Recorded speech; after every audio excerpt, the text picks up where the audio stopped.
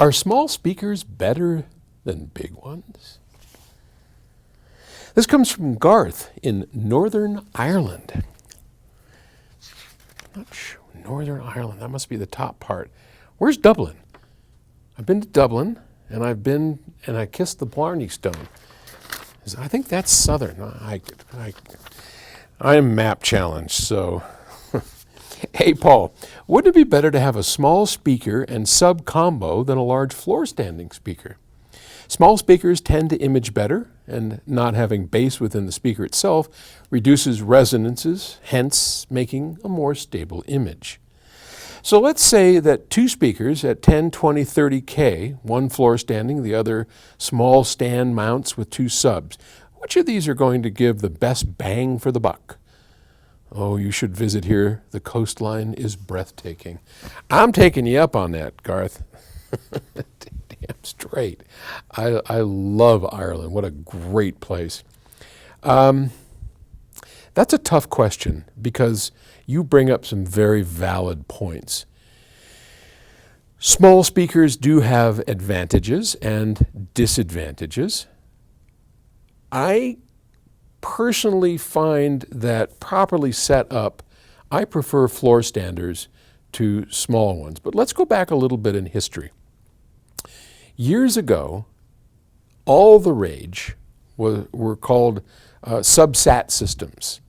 M&K, Miller Kreisel, Ken Kreisel and Jonas Miller, they spearheaded a lot of that, and every company on the planet seemed to have their subsat systems, and they really tried hard to do it. And basically what it was a single subwoofer and two satellites, and generally it was all amplified.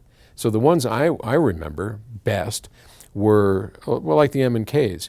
They had in the sub, where you plugged it into the wall, the sub was self-powered, and then it also had the satellite amplifiers, and they had a couple of wires, one up, and so it was a complete system.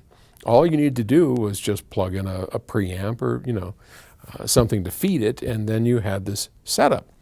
And it was all the rage, and it just everything about it was just like you talk about, small imaging modules and then a subwoofer. Now, go forward a few years later, when Arnie Nudell and I started Genesis Technologies, the loudspeaker company. The first speaker we ever built was called the IM5200, and IM stood for imaging module. And it was a speaker about this big, round, had a 6.5-inch woofer and a single ribbon tweeter, 1-inch ribbon tweeter. And that was one glorious imaging speaker. I mean, that thing just disappeared. And all the speakers we made after that, the IM 8200 and the 8300, got bigger and bigger, and they imaged worse and worse. Nothing imaged as good as that 5200 speaker.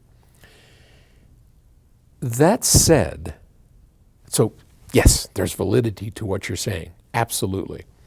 But that said, I still have had the best luck getting a good full range floor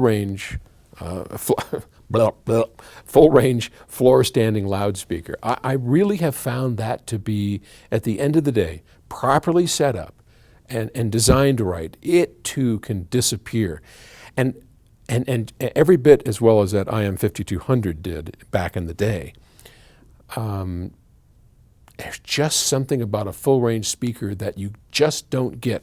So if I can remember back on the 5200s with a Servo 12, and it was a big system, but when you closed your eyes, you were aware that it was a small speaker. I can't put my finger on exactly how, but large orchestras didn't sound like big orchestras. They sounded like miniature versions of those big orchestras. And a full-range floor-standing loudspeaker, for some reason, just when you do the same thing, it's there in the room. It's a full orchestra in the room. And I wish I could define that better for you. I just can't. I don't know why. But that's been my experience. So I get you. You make some great points, and there are some terrific systems out there. Small bookshelves and subwoofers. Man, good stuff. So I wouldn't steer somebody away from that, but if it were my decision, I'd be going full range, floor standing loudspeakers that accurately reproduce 20 hertz all the way up to 30 kilohertz. Man, for my money, nothing beats it. Okay, thanks. Bye.